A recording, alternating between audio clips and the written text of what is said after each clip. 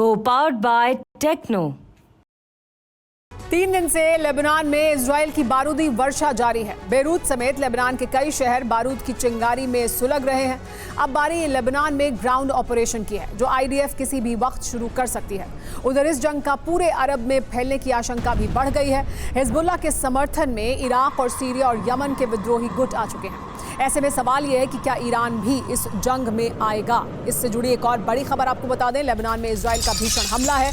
Hezbollah के गोला बारूद डिपो पर अटैक किया गया है। हथियार डिपो में धमाके और आग की लपटें देखने को मिली हैं। पूरी तरह तबाह हुआ है हिजबुल्लाह इन हमलों में। हिजबुल्लाह का गढ़ खासतौर पर इजराइल के निशाने पर था और देखिए किस तरह की तबाही यहां पर हुई है। एक और बड़ी खबर यह कि इजराइल के हमले में धुआं हो गया है लेबनान। इमारत में गिरता दिखा है रॉकेट हमले में पूरी इमारत तबाह हो गई। हिजबुल्लाह के गढ़ में यह भीषण तबाही हुई है। देखिए किस तरह से रॉकेट गिरता हुआ दिखाई दिया इमारत पर। हिजबुल्लाह का गढ़ माना जाता है ये इलाका। हिजबुल्लाह के गढ़ में भीषण तबाही हुई है। रॉकेट हमले में पूरी इमारत पूरी तरह से तबाह हो गई।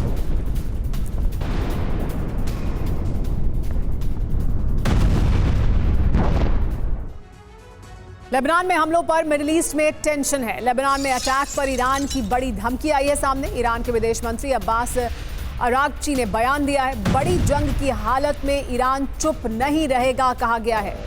ईरान की तरफ से ये साफ कर दिया गया है कि अगर कोई बड़ी जंग होती है तो ऐसा नहीं है कि ईरान चुप होकर बैठेगा। ईरान की तरफ से खामोशी इख्तियार नहीं की जाएगी।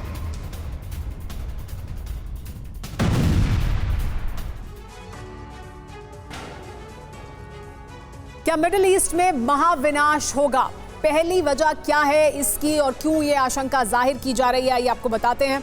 पहली वजह यह है कि इजराइल लेबनान जंग में ईरान के शामिल होने के संकेत मिल रहे हैं। ईरान की तरफ से ऐसे बयान भी दिए जा रहे हैं, ऐसे संकेत भी दिए जा रहे हैं। दूसरी वजह यह है कि ईरानी विदेश मंत्री की धमकी है, हम चुप नहीं बैठेंगे, यानी साफ तौर पर संकेत है ईरान की तरफ से। लेकिन बड़ा सवाल यह है कि आगे क्या होगा इस पूरे इलाके में। ईरान शामिल हुआ तो मिडिल ईस्ट में जंग फैलेगी, उसका दायरा बढ़ेगा। यमन, सीरिया और इराक भी युद्ध में फिर शामिल हो जाएंगे। जो अभी तक कुछ हमले कर रहे हैं वो फिर पूरी तरह से सीधी जंग में शामिल होंगे। विद्रोही गुटों के इजराइल पर हमले और ज्यादा बढ़ेंगे जो अभी भी जारी हैं। इस वजह से यह आशंका जाहिर की जा रही है कि मिडिल ईस्ट में जंग का दायरा बढ़ सकता है। इस बीच एक और बड़ी खबर आपको बता दें, हिजबुल्लाह के साथ आए हैं इराकी विद्रोही। इजरायली पोर्ट सिटी इलात पर ड्रोन से अटैक किया गया है इराक की तरफ से। इलात पर हमले के बाद जोरदार धमाका हुआ है। इलात पर इराक की तरफ से 6 ड्रोन से हमले किए गए। हमले से इलात में इंडस्ट्रियल बिल्डिंग को नुकसान पहुंचा है। देखिए ये इलात प्रांत है इजराइल का और यहाँ पर इराक की तरफ से हमला किया गया है।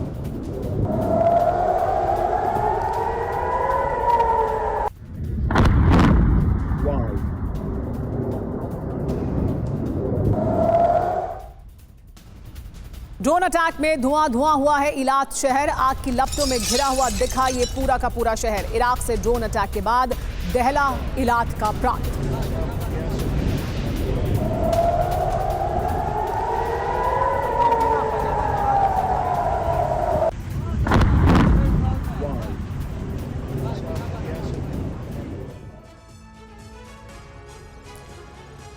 तो क्या इजराइल से बदले की तैयारी है और इससे जुड़ी क्या बड़ी खबर हमारे पास है, आइए आपको वो बताते हैं। इजराइल से बदला लेने की तैयारी किस तरह से दिखाई दे रही है, तो देखिए ये है बड़ी जानकारी। बड़ी खबर यह है कि हिजबुल्लाह के समर्थन में उतरे हैं इराकी विद्रोही। पोर्ट सिटी इलात पर इराक की तरफ से ड्रोन अटैक किया गया है। इराक, यमन, सीरिया ये साथ में आ गए हैं। तो देखिए इराक किस तरह से साथ आया है। अल नुजबा के लड़ाके इसमें शामिल हुए हैं। यमन इसलिए क्योंकि हुती लड़ाके बद्र ऑर्गेनाइजेशन जो सीरिया की तरफ से है वो भी जंग में शामिल हो गई है। तो ये तीनों जो संगठन हैं वो साथ में आए हैं। ये हमले पहले भी करते रहते हैं लेकिन अब युद्ध की तैयारी की जा रही है। खास बात क्या है कि सभी विद्रोही संगठनों को ईरान का समर्थन हासिल है। ईरान के इशारे पर इजराइल से बदले की तैयारी का दावा किया जा रहा है इन संगठनों द्वारा, इन विद्रोही गुटों द्वारा। लेबनान पर ताबड़तोड़ हमले कर रहे इजराइल के सामने एक और फ्रंट खुल गया है। अब इजराइल को लेबनान के अवाना गोलान हाइट्स पर फोर्स को डिप्लॉय करना पड़ रहा है क्योंकि ईरानी प्रॉक्सी ने यह ऐलान कर दिया है कि अगर लेबनान पर हमले नहीं रुके तो सारे प्रॉक्सी संगठन मिलकर इजराइल पर हमला कर देंगे।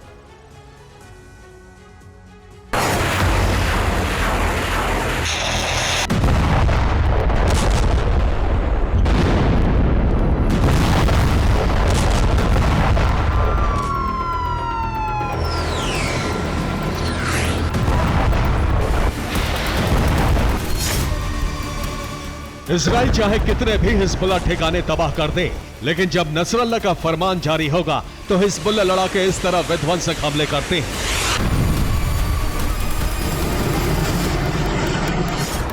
इजराइल पर पहला हमला, इजराइल पर दूसरा हमला, इजराइल पर तीसरा हमला, इजराइल पर चौथा हमला, इजराइल पर पांचवा हमला। हिजबुल्लाह के हमलों का दायरा इतना ज्यादा था कि बेंजामिन नेतन्याहू को इमरजेंसी मीटिंग बुलानी पड़ी और फिर एक नया ब्लूप्रिंट तैयार किया गया।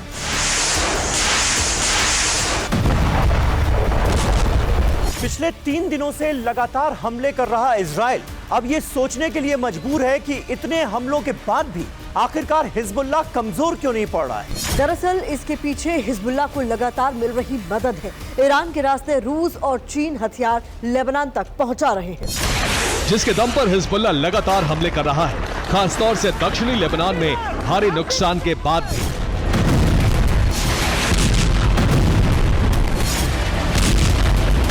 अब हिजबुल्लाह की मदद के लिए ईरानी प्रॉक्सी भी युद्ध में कूद पड़े हैं। ऐसे में युद्ध के 2 फ्रंट खुल गए हैं। एक तरफ लेबनान से हिजबुल्लाह लड़ाके हमले कर रहे हैं, तो दूसरी तरफ गोलन हाइट्स पर ईरानी प्रॉक्सी के 40,000 लड़ाके पहुंच रहे हैं, जो एक भीषण युद्ध शुरू करने वाले हैं। ऐसे में उनका मुकाबला करने के लिए इजराइल पर जल्द से जल्द ग्राउंड ऑपरेशन शुरू करने का दबाव है।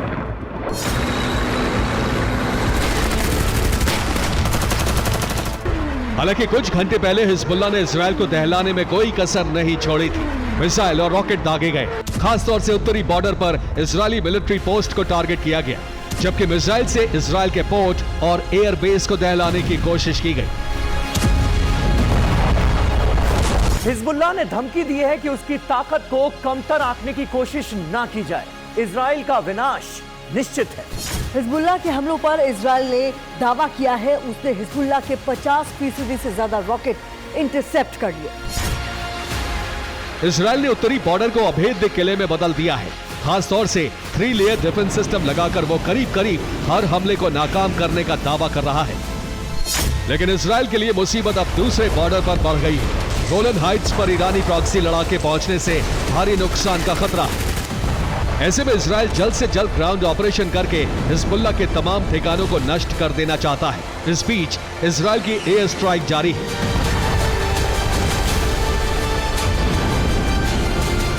इजराइल ने लेबनान और सीरिया दोनों जगहों पर बम गिरा है, मिसाइलें दागी।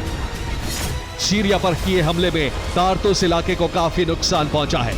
दरअसल तारतुस में रूसी बेस मौजूद है, जिसके पास इजराइल की मिसाइलें गिरी। सीरिया ने दावा किया है कि उसके डिफेंस सिस्टम ने मिसाइलों को मार गिराया। यानी इजराइल अब उस गठबंधन से टकराने को तैयार है जिसमें रूस, ईरान, चीन और नॉर्थ कोरिया शामिल है।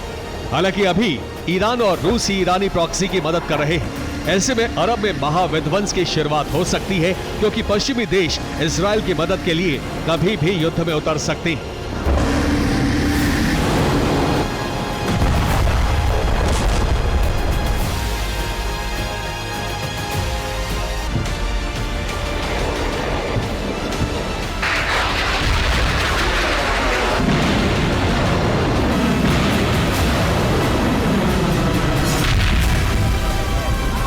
एक तरफ हिजबुल्लाह ने गोलन हाइट्स फ्रंट खोल दिया है, दूसरी तरफ ईरान से भी इजराइल पर हमले करने के लिए दबाव बना रहा है। हिजबुल्लाह की तरफ से कहा गया है कि ईरान को हमारे साथ आना चाहिए, जिससे पश्चिमी देशों से मुकाबला किया जा सके, और इसकी शुरुआत इजराइल पर हमला करके हो सकती है। हालांकि इस पर ईरान से कोई प्रतिक्रिया नहीं आई है, लेकिन यूएन में ईरान के प्रेसिडेंट पेजेश्कियान ने अपने भाषण में इशारा दे दिया था कि वो युद्ध में उतरकर अमेरिका को मौका नहीं देना चाहते, जिससे अरब में स्थिति और बिगड़ जाए। लेकिन ईरान बैकडोर से हिजबुल्लाह की मदद कर रहा है, जिसमें रॉकेट और मिसाइल की खेप दी जा रही है, जिसके दम पर हिजबुल्लाह लगातार हमले कर रहा है। अब इजराइल को ताजा धमकी दी है। अगर दक्षिणी लेबनान में इजराइल ने घुसने की कोशिश की तो उसे अपने टैंक छोड़कर भागना पड़ेगा। हिजबुल्लाह की हर धमकी के बाद बड़े हमले होते हैं। हालांकि इजराइल हमले नाकाम करने का दावा कर रहा है। दूसरी तरफ दक्षिणी लेबनान के कई इलाकों को समतल करने के लिए इजराइल ने हमले किए हैं। हमलों पर इजरायली सेना के प्रवक्ता डैनियल हैगरी ने कहा है, हम ये दिखाना जारी रखेंगे कि हिजबुल्लाह ने पिछले 20 साल में क्या किया है। एक बड़े षड्यंत्र के तहत उसने दक्षिणी लेबनान को आतंकी अड्डों में बदल दिया, जो अब हमारे लिए युद्ध का मैदान है। लेकिन उसके लिए हिजबुल्लाह से युद्ध लंबा खिंच सकता है, क्योंकि हिजबुल्लाह के साथ न सिर्फ ईरानी प्रॉक्सी आ गए हैं, बल्कि ईरान रूस से हाईटेक हथियार पहुंच रहे हैं, जिससे वो इजराइल को तबाह करने में कोई कमी नहीं छोड़ना चाहता। Bureau report, TV9 Bharatvarsh.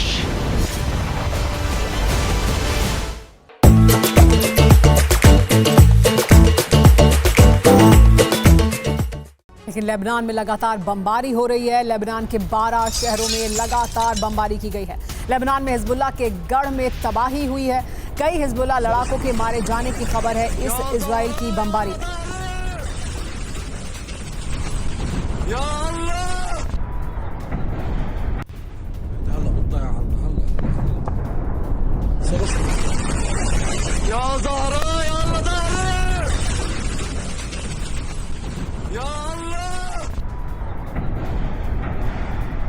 देखिए, ये जो बमबारी है वो लगातार की जा रही है इजराइल द्वारा। ये एक दो नहीं 12 शहर हैं लेबनान के जहां पर बमबारी की गई है। इसमें हिजबुल्लाह के कई लड़ाकों के मारे जाने की जानकारी सामने आ रही है। लेबनान का ये पूरा इलाका पूरी तरह से दहला हुआ है इजराइल द्वारा की जा रही इन हमलों में। ये अभी तक के सबसे ज़्यादा विध्वंसक हमले हैं जो इजराइल द्वारा किए जा रहे हैं लेबनान पर।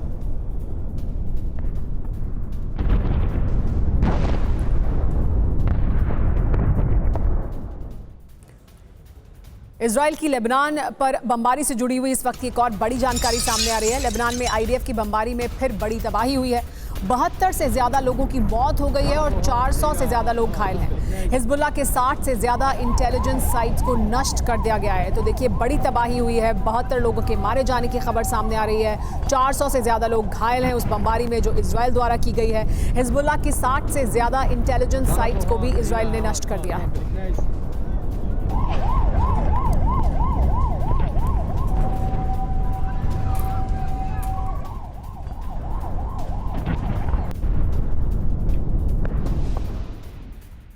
बड़ी खबर यह कि लेबनान में अब किसी भी वक्त ग्राउंड ऑपरेशन की शुरुआत हो सकती है।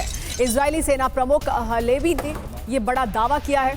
हवाई हमलों के साथ ग्राउंड अटैक की तैयारी की जा रही है। जवानों को ऑपरेशन की तैयारी करने के लिए कह दिया गया है। तो देखिए, ये इजराइल की बड़ी तैयारी है और कहा यह जा रहा है कि किसी भी वक्त लेबनान पर ग्राउंड ऑपरेशन की शुरुआत की जा सकती है। किसी भी वक्त ग्राउंड ऑपरेशन की शुरुआत करने के लिए इजरायली डिफेंस फोर्सेस को तैयार कर लिया गया है। उन्हें रेडी मोड में रखा गया है ग्राउंड ऑपरेशन की शुरुआत करने के लिए।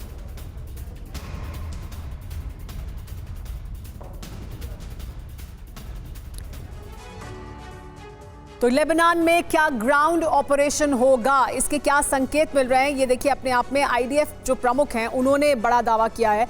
कहा गया कि ग्राउंड अटैक की हम तैयारी कर रहे हैं। दरअसल इस पूरे वक्त ये कहा जा रहा है कि किसी भी वक्त ग्राउंड ऑपरेशन की शुरुआत हो सकती है और खुद जो प्रमुख हैं नॉर्दर्न कमांड के चीफ, उन्होंने इस बात का दावा किया है। इसके सबूत क्या हैं आपको वो भी बता देते हैं। लेबनान में ग्राउंड ऑपरेशन की खबर से चारों तरफ खौफ है। 3 दिन में 90,000 लोगों ने पलायन किया है इस जानकारी के सामने आने के बाद, क्योंकि ये डर, ये आशंका लेबनान में लोगों को है। खास बात क्या है इसमें वो भी जान लीजिए। नॉर्दर्न कमांड ने ग्राउंड ऑपरेशन का युद्धाभ्यास भी शुरू कर दिया है। न सिर्फ तैयारी के लिए कहा गया है बल्कि युद्धाभ्यास किया जा रहा है। हमले के लिए हिजबुल्लाह के गढ़ को चिन्हित किया जा रहा है, उस इलाके को चिन्हित किया जा रहा है जहां पर ग्राउंड ऑपरेशन चलाया जाएगा। लेकिन हिजबुल्लाह ने पहली बार तेल अवीव पर मिसाइलों से धावा बोला है। जानते हैं, हिज़्ब के बैलिस्टिक ब्रह्मास्त्र के टारगेट पर तेल अवीव के रिहायशी इलाके नहीं बल्कि मोसाद का हेडक्वार्टर था।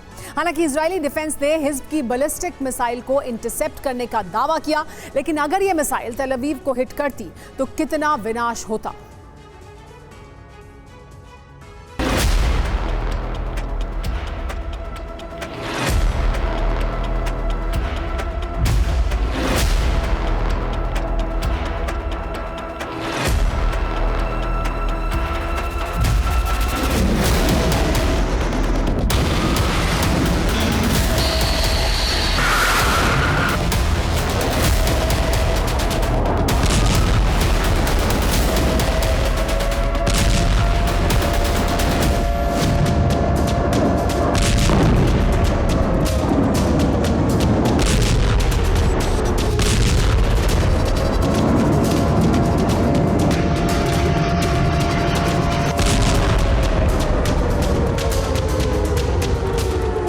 अब तक हिजबुल्ला उत्तरी इजराइल पर रॉकेट बरसा रहा था।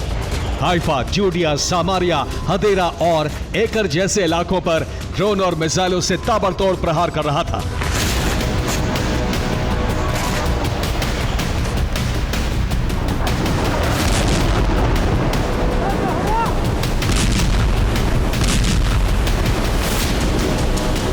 मगर आज पहली बार हिजबुल्ला ने इजराइल की राजधानी तेल अवीव पर आसमानी प्रहार किया।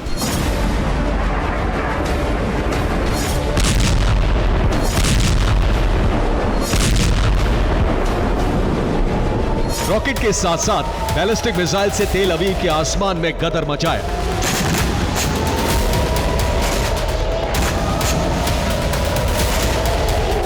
मीडिया रिपोर्ट्स में जो खबरें सामने आ रही हैं उसके मुताबिक बीती रात से सुबह तक हिजबुल्ला ने उत्तरी इजराइल पर 300 से ज्यादा रॉकेट से हमला किया। हिजबुल्ला ने फादी 3 रॉकेट से इजराइल में तबाही मचाई। तेल अवीव पर कदर 1 बैलिस्टिक मिसाइल से अटैक किया। दावा है कि हिज्ब ने मोसाद के हेडक्वार्टर पर बैलिस्टिक मिसाइल दागी। हालांकि इजराइल ने गुश्तदन इलाके में मिसाइल को इंटरसेप्ट किया। डेविड स्लिंग डिफेंस सिस्टम से कदर 1 मिसाइल को मार गिराया।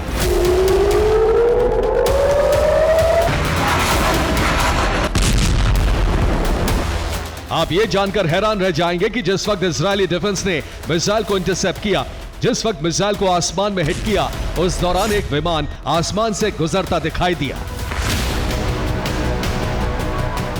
जरा सोचिए, अगर इजरायली डिफेंस डेविड स्लिंग से थोड़ी सी भी चूक होती, अगर हिज्ब की मिसाइल कदर 1 टारगेट से पहले विमान से टकरा जाती, तो तबाही और भीषण नरसंहार का मंजर और भी ज्यादा भयावह होता।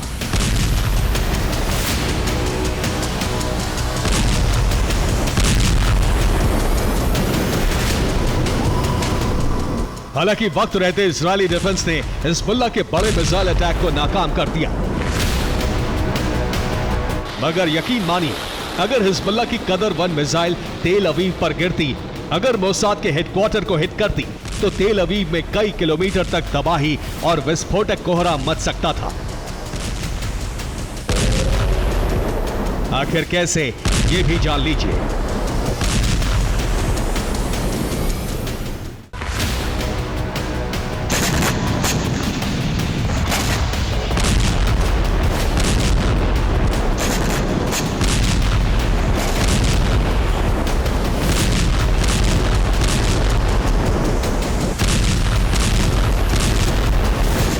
तो क्या मिडिल ईस्ट की जंग में अब विदेशी और मॉडिफाइड हथियारों का इस्तेमाल शुरू हो चुका है?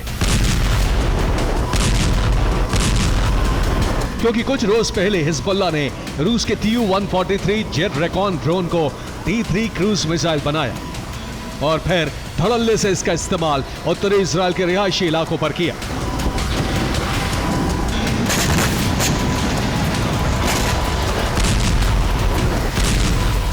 लेकिन बड़ा सवाल यह है कि कदर 1 मिसाइल से हिजबुल्ला ने मोसाद के हेडक्वार्टर को ही क्यों निशाना बनाया?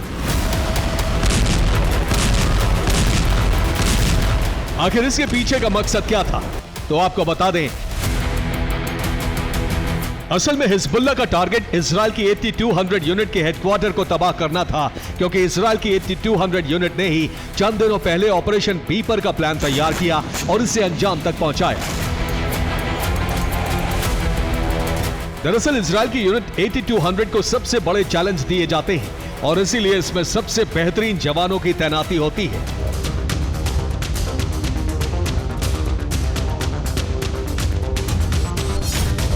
यूनिट 8200 इजराइल की top secret cyber warfare unit है। यह दुनिया भर से इंटेलिजेंस जुटाने का काम करती है। इसे इजराइल का अर्ली वार्निंग सिस्टम कहा जाता है। तकनीकी प्रतियोगिताओं के टॉपर्स को इस यूनिट में रखा जाता है। ये दुनिया के सबसे बेहतरीन टेक प्रोफेशनल्स होते हैं।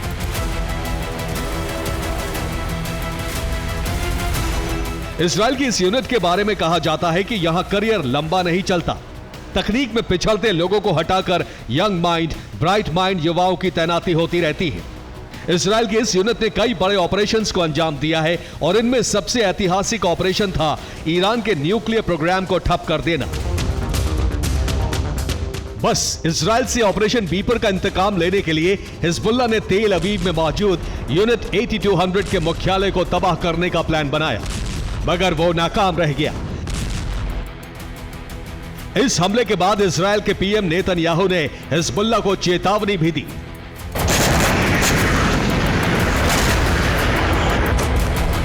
एक तरफ नेतन्याहू ने लेबनान के लोगों से हिजबुल्लाह की मदद ना करने की अपील की, तो वहीं इजराइल की तर्ज पर हिज्ब ने भी उत्तरी इजराइल के लोगों से अपना घर छोड़कर सुरक्षित जगहों पर जाने का अल्टीमेटम दिया, ठीक वैसे ही जैसे गाजा में इजराइल करता था। मतलब ये कि अब हिजबुल्लाह इजराइल के संपूर्ण विनाश के लिए आमादा हो चुका है। इसी बीच खबरें यह भी सामने आ रही हैं कि जल्द इजराइल के खिलाफ प्रॉक्सी संगठन भी मोर्चा खोलने वाले हैं। ऐसे में यह देखना होगा कि चारों तरफ से घिरा इजराइल कैसे हिजबुल्लाह और प्रॉक्सी के बारूदी चक्रव्यूह को तोड़ता है। Bureau report, TV9 Bharatvarsh.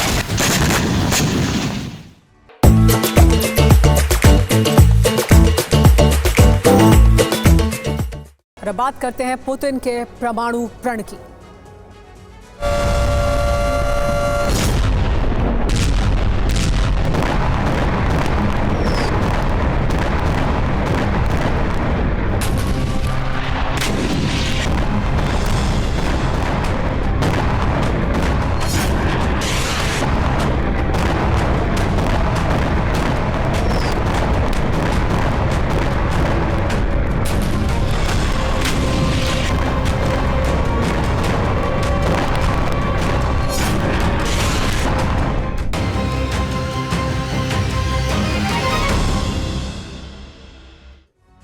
इस वक्त की बड़ी खबर यह कि एटमी हथियार पर पुतिन ने बहुत बड़ी धमकी दी है। एटमी पावर वाले देश के समर्थन से रूस पर हमला किया जा सकता है। संयुक्त हमला माना जाएगा उसे।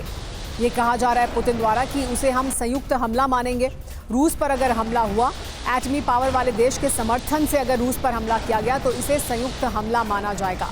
गैर परमाणु शक्ति वाले देश का हमला संयुक्त हमला माना जाएगा। रूस कर सकता है एटमी हथियारों का इस्तेमाल भी, ये साफ कर दिया है पुतिन ने। रूस की सुरक्षा परिषद की बैठक में पुतिन ने बड़ा ऐलान किया है और ये बड़ा बदलाव है रूस की परमाणु नीति में। पुतिन की परमाणु धमकी है जिससे टेंशन में है पश्चिमी देश। रूस की एटमी हथियार पॉलिसी में बदलाव हुआ है। परमाणु संपन्न देश के सहयोग से रूस पर अगर हमला किया जाएगा तो रूस इसे संयुक्त हमला मानेगा, ये साफ किया गया है पुतिन द्वारा। भले ही हमला करने वाला गैर परमाणु संपन्न देश हो, लेकिन अगर वो परमाणु संपन्न देश के साथ मिलकर हमला करता है तो इसे संयुक्त हमला माना जाएगा। परमाणु हथियारों के अपग्रेडेशन पर रूस ने अब फोकस कर दिया है। रूस पर कोई भी हमला संयुक्त हमला माना जाएगा और ऐसी हालत में रूस परमाणु हथियार का इस्तेमाल कर सकता है। परमाणु हथियार हमारी सुरक्षा की गारंटी हैं, ये कहा है पुतिन ने। रूस के अंदर हमला होगा तो न्यूक्लियर हमले भी मुमकिन हैं। बेलारूस पर हमला होने पर परमाणु हथियारों का उपयोग किया जा सकता है। परमाणु हथियारों का उपयोग संप्रभुता की रक्षा का अंतिम उपाय है और ये करने के लिए रूस हर समय तैयार है। संयुक्त राष्ट्र संघ में ज़ेलेंस्की के एक बयान से खलबली मच गई है। यूक्रेनी राष्ट्रपति का दावा यह है कि पुतिन के टारगेट पर यूक्रेन के 3 न्यूक्लियर प्लांट हैं। 2024 खत्म होने से पहले रूस इन प्लांट्स को तबाह कर देगा। ऐसे में यूरोप और अमेरिका की टेंशन बढ़ गई है। टेंशन की वजह इन परमाणु प्लांट से निकलने वाला रेडिएशन है, जिसका यूरोप तक पहुंचना तय है।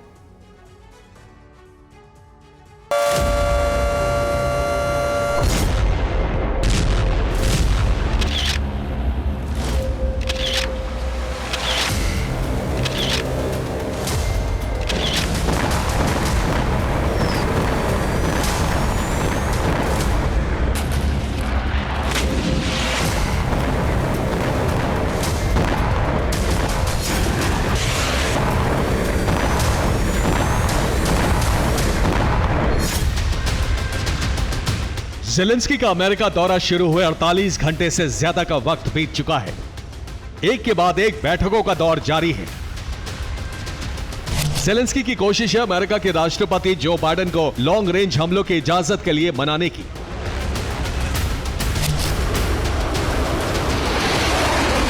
लेकिन इस बीच ज़ेलेंस्की ने पुतिन के उस प्लान से पर्दा उठा दिया है जिसके कामयाब होने का मतलब होगा यूरोप में न्यूक्लियर तबाही।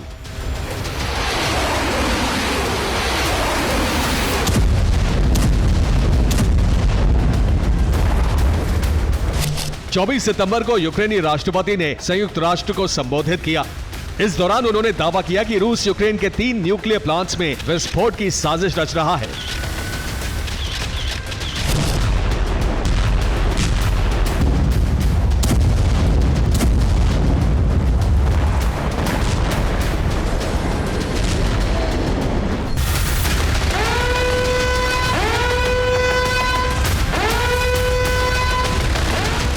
ज़ेलेंस्की का दावा है कि रूस जानबूझकर उसके न्यूक्लियर प्लांट्स पर हमले कर रहा है।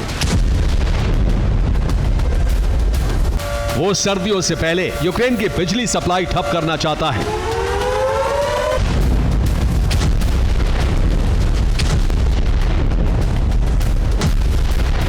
हालांकि रूस के इस प्लान और न्यूक्लियर प्लांट पर हमले की जानकारी हमने सुपर प्राइम टाइम में 21 सितंबर की रिपोर्ट में दी थी। लेकिन इन हमलों के बीच बार बार जंग की आंच न्यूक्लियर पावर प्लांट तक पहुंच रही है और दहशत बढ़ रही है। रूस ने बीती रात यूक्रेन के खमेलनित्स्की पर हमला किया। खमेलनित्स्की में यूक्रेन का न्यूक्लियर पावर प्लांट है। रूस का एक ड्रोन न्यूक्लियर पावर प्लांट के बेहद करीब से गुजरा। यूक्रेन ने दावा किया है कि रूस जानबूझकर पावर प्लांट को टारगेट कर रहा है।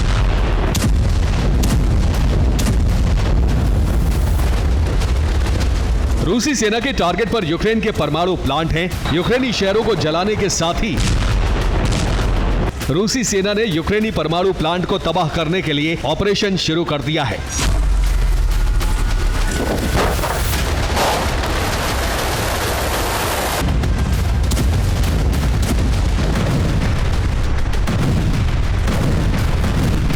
और इसी के साथ धरती पर परमाणु विनाश का अब तक का सबसे बड़ा संकट पैदा हो गया है।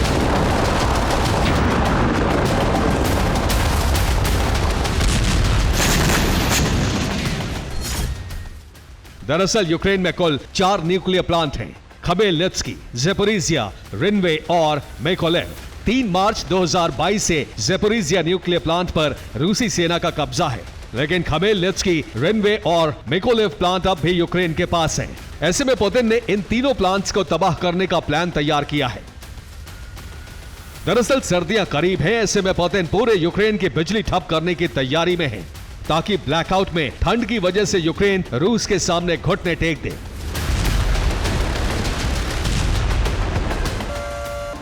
ऐसे में उनकी कोशिश न्यूक्लियर प्लांट के एक हिस्से को तबाह करने की है। इसी के साथ यूरोप पर परमाणु विनाश का बहुत बड़ा खतरा मंडराने लगा है, क्योंकि रूस के हमले की वजह से अगर परमाणु प्लांट के रिएक्टर को नुकसान हुआ तो पूरे यूरोप में एटमी रेडिएशन फैल सकता है। ज़ेलेंस्की का दावा है कि रूस के इस प्लान में चीन भी उसकी मदद कर रहा है। यूक्रेनी राष्ट्रपति ने एक अमेरिकी न्यूज चैनल को दिए इंटरव्यू में कहा, रूस चीनी सैटेलाइट का इस्तेमाल कर रहा है। वो परमाणु प्लांट्स की तस्वीरें ले रहा है, और अगर रूस किसी चीज की तस्वीर लेता है तो उस पर बहुत बड़ा खतरा है। दावा है कि रूस ने दिसंबर से पहले सभी न्यूक्लियर प्लांट्स को तबाह करने की डेडलाइन तय की है। रूस सबसे पहला हमला किस न्यूक्लियर प्लांट पर करेगा, यह भी तय हो चुका है। दरअसल रूस सभी न्यूक्लियर प्लांट्स पर एक साथ हमले नहीं करने वाला है। उसका सबसे पहला टारगेट खमेलनित्स्की का न्यूक्लियर प्लांट होगा। 2 दिन पहले रूस का खोजी ड्रोन इस प्लांट के पास मंडराता हुआ नजर आया था। दावा है कि हमले से पहले रूसी सेना इस प्लांट की रेकी कर रही है।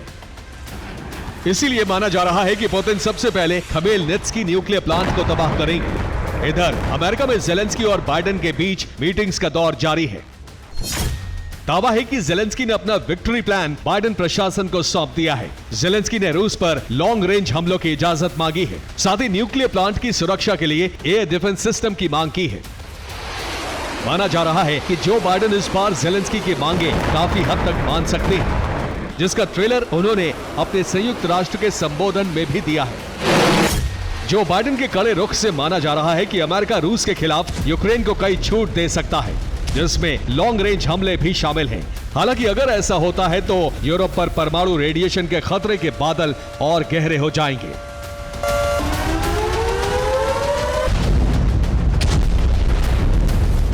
Bureau report, TV9, Bharatvarsh.